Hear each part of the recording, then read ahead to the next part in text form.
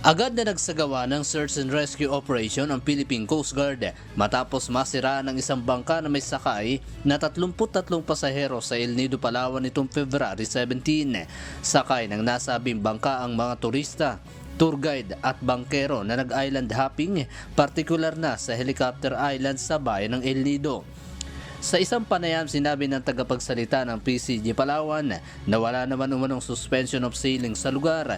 Nagkaroon lamang umano ng problema sa makina ang nasabing bangka.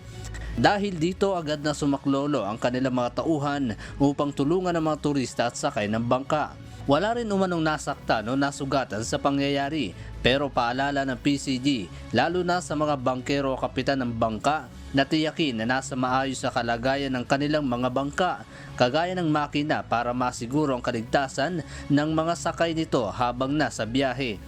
Siguraduhin din na kumpleto ang kanilang mga kagamitan sa paglalayag para kung sakaling magkakaroon ng problema ay agad nila itong maisa sa ayos. Andy Pagayona, humahataw sa balita ngayon.